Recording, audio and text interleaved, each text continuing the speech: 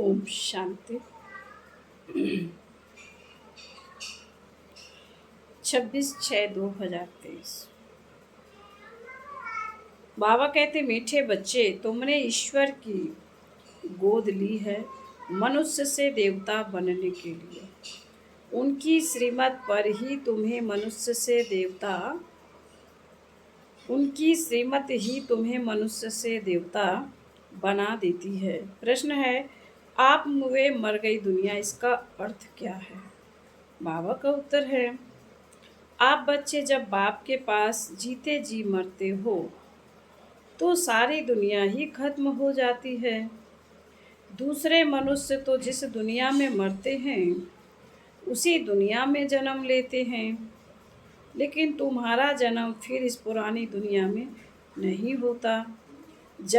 नया जन्म नई दुनिया में होता है। तुम बच्चों को स्वर्ग की बादशाही मिल जाती है। गीत है, मरना तेरी गली में, जीना तेरी गली में। ओम शांति। यह भी गायन इस समय का है जो फिर भक्ति मार्ग में गाया जाता है।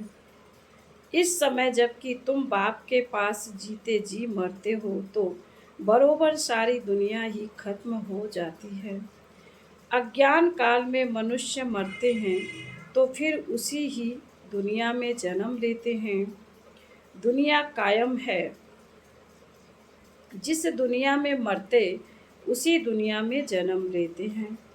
तुम बच्चे जब बाप के बनते हो तो यह दुनिया ही खत्म हो जाती। कहावत है, आप मुए तो मर गई दुनिया, परंतु दुनिया विनाश तो नहीं हो जाती।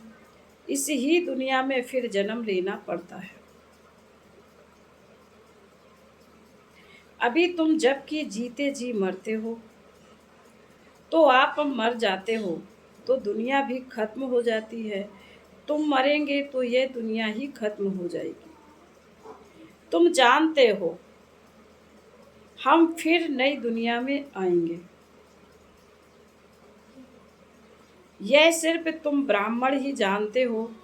ईश्वर का बच्चा होने से हमको सतयुग का बर्थ राइट मिलता है, स्वर्ग की बादशाही मिलती है, नर्क खत्म हो जाता है। इसमें कोई मेहनत नहीं है, सिर्फ बाप को याद करना है। मनुष्य जब कोई मरने पर होते हैं तो उनको कहते हैं राम राम कहो। पिछाड़ी में उठाने समय कहते हैं राम नाम सत। यह भगवान को ही कहते हैं राम नाम सत्य, अर्थात परमपिता परमात्मा जो सत्य है उनका ही नाम लेना चाहिए। उनको राम कह देते हैं। माला भी राम राम कह सिमरते हैं। राम राम की धुनी ऐसी लगाते हैं जैसे बाजा बजाते हैं। तुम बच्चों को बाप समझाते हैं कि कोई आवाज़ नहीं करना है, सिर्फ बुद्धि से याद करना है। तुम जानते हो जीते जी ईश्वर की गोद में आने से यह दुख रूपी दुनिया खत्म हो जाती है। बाबा बाबा हम आपके गले का हार बन जाएंगे। गाया भी जाता है रुद्रमाला। तुम रुद्रमाला में पिरोने लिए इस रुद्र ज्ञान यज्ञ में बैठे हो। कल्प पहले मुआफिक दूसरा कोई सत्संग नहीं जहाँ ऐसे समझते हो कि हम ईश्वर बाप के गले में पिरोएंगे। बाप से तो जरूर वर्षा मिलेगा। बाप कौन कहते हैं? आत्मा। आत्मा में ही मन बुद्धि है ना।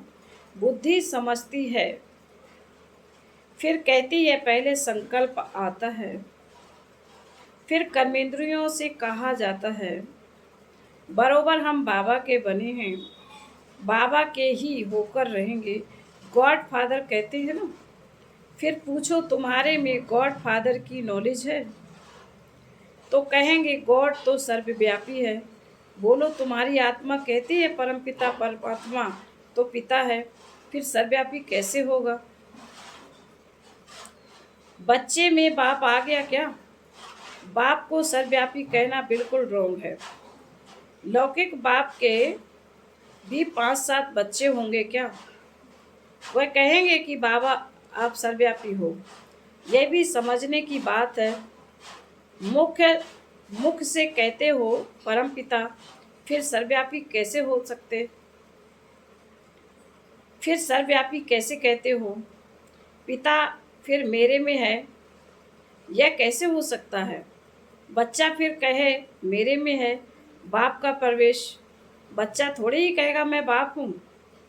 तुम आत्मा उनके बच्चे हो, फिर कहते हो पिता मेरे में भी है, बाप कैसे बच्चे में होगा? बहुत अच्छी रीति समझकर फिर समझाना है। रुद्र ज्ञान यज्ञ तो मशहूर है, रुद्र है निराकार, श्री कृष्ण तो साकार है। आखिर भगवान किसको कहा जाए? मनुष्य तो भूले हुए हैं, कह देते हैं God father is omni present, मेरे में भी है। बाप तो घर में ही रहता है, और कहाँ रहेंगे? अभी बाप इस बेहद के घर में आया हुआ है, यहाँ विराजमान है। कहते हैं मैंने इनमें प्रवेश किया, कुछ पूछना हो तो पूछो। आगे पितरों को बुलाते आगे पितरों को बुलाने का बहुत रिवाज था। पितृ तो आत्मा है ना, पितृ को यानी आत्मा को खिलाया जाता है। कहेंगे आज हमारे दादे का पितृ है, आज फलाने का पितृ है, तो आत्मा को बुलाया जाता है। फिर कहा जाता है समझो किसी की स्त्री से प्यार है, उसकी आत्मा को बुलाते हैं। कहते हैं हमने हीरे की फुल्ली पहनाने का वायदा किया था, ब्राह्मण को बुलाकर उसे हीरे की फुल्ली पहनाते हैं। बुलाया तो आत्मा को ना, शरीर थोड़े ही आया। यह रस्म भारत में ही है। जैसे तुम सूक्ष्म वतन में जाते हो, कोई मर गया तो उनका भोग लगाते हो। सूक्ष्म वतन में वह आत्मा आती है, यह है बिल्कुल नई बातें। जब तक कोई अच्छी रीति ना समझे तब तक संशय उठता है। यह क्या कहते करते हैं? ब्राह्मणों की रस्म रिवाज देखो कैसी है। इस समय सभी मनुष्य मात्र तमो प्रधान है, बाबा तो है ही पतित पावन, वह कभी तमो प्रधान नहीं होते। मनुष्य को पतित पावन नहीं कहेंगे। पतित पावन माना सारी दुनिया को पतित से पावन बनाने वाला। वह तो एक बाप के सिवाय दूसरा कोई हो ना सके। धर्म स्थापक तो आते हैं अपना अपना धर्म स्थापन करने। क्रिश्चियन धर्म का सिजरा वहाँ है, पहले क्राइस्ट आया, फिर उनके पिछाड़ी में आते रहेंगे, वृद्धि को पाते रहेंगे। वह कोई पतित को पावन नहीं बनाते, नंबरवार उन्हों की संख्या आती है। पतित पावन तो इस समय चाहिए जबकि सब कब्र दाखिल हो जाते हैं। सबको पावन बनाने वाला एक ही है, यह तो समझते हो बरोबर। इस समय सारी दुनिया जर्जरी भूत है। बनेन ट्री का मिसाल देते हैं, बहुत बड़ा झाड़ होता है, उसके नीचे बहुत पार्टियां जाकर बैठती हैं, उसका फाउंडेशन सड़ा हुआ है, बाकी सब टालियां खड़ी हैं। यह भी झाड़ है। देवी देवता धर्म का जो झाड़ है उसका फाउंडेशन उल्टा ऊपर है और जड़ एकदम कट गई है, बाकी सब हैं। बीज हो तब तो फिर से स्थापना करे। बाप कहते हैं मैं फिर से आकर स्थापना कराता हूँ। ब्रह्मा द्वारा स्थापना, शंकर द्वारा विनाश, बरोबर अनेक धर्मों का विनाश हुआ था। इस महाभारत लड़ाई में जो राजयोग सीखते थे उन्हों की फिर राजधानी स्थापन हो गई। तुम जानते हो अभी हम बाबा के पास जाएंगे, फिर नई दुनिया में आएंगे, फिर झाड़ वृद्धि को पाता रहेगा। देवी देवता धर्म जो था वह इस समय प्रायः लोप है। तो बाप कहते हैं मैं फिर से आकर आदि सनातन देवी देवता धर्म की स्थापना कराता हूँ। भारत जो ऊंच ते ऊंच था उनको अब ग्रहण लगा हुआ है। काम चिता पर बैठने से इस समय सारी दुनिया काली हो गई है। अब फिर तुम ज्ञान चिता पर बैठ गोरे बनते हो। तुम जो श्याम बन गए थे, श्याम से गोरा सुंदर बनाने वाला है परमपिता परमात्मा। उनकी श्रीमत मिलती है। परमपिता परमात्मा की आत्मा तो इवर पेवर गोरी है। आत्मा में ही खाद पड़ती है, सोने का मिसाल है। अभी तुम जानते हो इस पुरानी दुनिया का विनाश होना है, सबका मौत है। फिर तुमको कहने वाला कोई नहीं हो रहेगा कि राम राम कहो। यह मौत ऐसा होता है। जो सब मरेंगे, अभी कितने मरेंगे, कितनी खाद मिलेगी, तो क्यों नहीं धरती फर्स्ट क्लास अनाज देगी।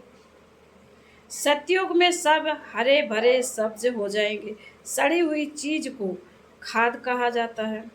किचड़ा जलकर खाद बन जाता है। खाद बनने में भी टाइम लगता है। इस सृष्टि को भी नया बनने में टाइम लगेगा। तुम सूक्ष्म वतन में जाते हो, कितने बड़े बड़े फल तुमको दिखाते हैं, सूवी रस पिलाते हैं। तुम विचार करो कितनी खाद मिलेगी। सो भी भारत, सो भी खास भारत को, वहाँ कितनी अच्छी अच्छी चीज़ें निकलेंगी। सूक्ष्म वतन में बैकुंठ का सूवी रस तुमको पिलाते हैं, बगीचे आदि का साक्षात्कार कराते हैं। वहाँ हमारा बगीचा होगा। बच्चों ने साक्षात्कार किया, सूवी रस पी कर आते हैं। प्रिंस बगीचे से फल ले आते थे। अब सूक्ष्म वतन में तो बगीचा हो न सके, जरूर बैकुंठ में गए होंगे। एक एक को साक्षात्कार नहीं कराएंगे, जो निमित्त बनते हैं उनको कराते हैं। हो सकता है अगर तुम याद में रहेंगे, बाबा के बच्चे होकर रहेंगे, तो पिछाड़ी में तुमको बहुत साक्षात्कार होंगे जो पूरे सरेंडर होंगे। यह तो पहले भट्ठी बननी थी, भट्ठी में पकना था तो बहुत आ गए। बच्चों को समझाया है, सिर्फ कोई को लिटरेचर देने से समझ नहीं सकेंगे। समझाने वाला टीचर जरूर चाहिए। टीचर सेकंड में समझाएगा, यह तुम्हारा बाबा है, यह दादा है, यह बेहद का बाप, स्वर्ग का रचयिता है। सिर्फ कोई को लिटरेचर दिया तो देख कर फेंक देंगे, कुछ भी समझेंगे नहीं। इतना जरूर समझना है कि बाप आया हुआ है, यह ढिढोरा पिटवाना तुम्हारा फर्ज है। बरोबर याद कौरव पांडव भी है, महाभारत लड़ाई भी सामने खड़ी है। जरूर राजयोग सिखलाने वाला भी होगा। जरूर स्वर्ग की स्थापना भी होगी, स्वर्ग की स्थापना भी होगी। एक धर्म की स्थापना, अनेक धर्मों का विनाश होगा। तुम जानते हो, हम ही नर से नारायण, नारी से लक्ष्मी बनते हैं। यह है एम ऑब्जेक्ट। मनुष्य से देवता किए करत न लागी बार। देवता सिर्फ सूर्यवंशी को कहा जाता है, चंद्रवंशी को क्षत्रिय कहा जाता है। पहले तो देवता बनना चाहिए ना, नापास होने से क्षत्रिय बन जाते हैं। तो बाप कहते मीठे मीठे शिकीले बच्चे। कितने ढेर शिकीले बच्चे हैं। किसी का बच्चा गुम हो जाता है, 6-8 मास बाद आकर मिला है, तो कितना प्यार से आकर मिलेगा। बाप को कितनी खुशी होगी। यह भी बाप कहते लाडले शिकीले बच्चे। तुम 5000 वर्ष बाद आकर मिले हो, लाडले बच्चे, तुम बिछुड़ गए थे, अब फिर आकर मिले हो बेहद का वर्षा लेने के लिए। Deity world sovereignty is your godfatherly birthright. बाबा तुमको बेहद की बादशाही देने आया है। यह है हेवनली गॉड फादर। कहते हैं तुम बच्चों के लिए कितनी बड़ी सौगात लाया हूँ, कितनी बड़ी सौगात लाए हैं, परंतु इतना लायक बनना है, श्रीमत पर चलना है। बाबा मम्मा कहकर फिर अगर भूल गए तो फारकती दे दी तो गले का हार नहीं बनेंगे। बच्चों को कितना प्यार किया जाता है। बाप बच्चों को सिर पर रखते हैं। बेहद के बाप में के कितने बच्चे हैं। बाबा कितना ऊंच चढ़ाते हैं। पाँव में जो गिरे हुए हैं उन्हों को भी ऊंच चढ़ाते हैं। तो कितना खुशी में रहना चाहिए और श्रीमत पर चलना चाहिए। बाप की मत पर चलना है। अपनी मत पर चला तो यह मरा। श्रीमत पर चलेंगे तो तुम श्रेष्ठ मनुष्य अर्थात देवता बनेंगे। क्षत्रिय तो फिर भी 2 कला कम हो गए। यहाँ है ही मनुष्य से देवता बनने का। क्षत्रिय नहीं, बाप पूछते हैं ना कि कितने नंबर में पास होंगे। आबरू इज्जत रखना है। बेहद का बाप भी कहते हैं सूरवंशी बनो। जानते हो विजय माला 108 की ही पास हुई है। फॉलो करना है मम्मा बाबा को। आप समान स्वदर्शन चक्रधारी बनाकर शिव बाबा के आगे सौगात ले आते हैं। बाबा पूछते हैं कितने को आप समान बनाया है। कितने मजे की बात है। तुम ही समझ सकते हो, नया कोई बिल्कुल नहीं समझेगा। यह मनुष्य से देवता बनने की कॉलेज है। कोई को तो 7 रोज में ही बहुत रंग चढ़ जाता है, कोई को तो बिल्कुल नहीं चढ़ता। छी कपड़े पर बड़ा मुश्किल से रंग चढ़ता है। बहुत मेहनत करनी पड़ती है।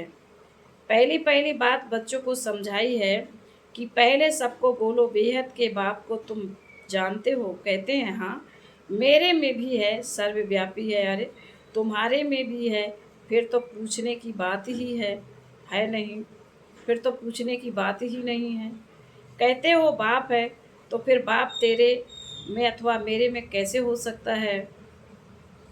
बाप है तो बाप से वर्षा जरूर मिलना चाहिए। पहले पहले वे अल्प पर समझाओ। बाप कहते हैं हे मेरे सिकील दे बच्चे, ऐसे कोई सन्यासी व गुरु गोसाई नहीं कह सकते। तुम जानते हो बरोबर हम शिव बाबा के शिकील दे बच्चे हैं। 5000 वर्ष बाद फिर आकर मिले हो स्वर्ग का वर्षा लेने। जानते हो हम स्वर्ग के मालिक थे, फिर हम ही मालिक बनते हैं।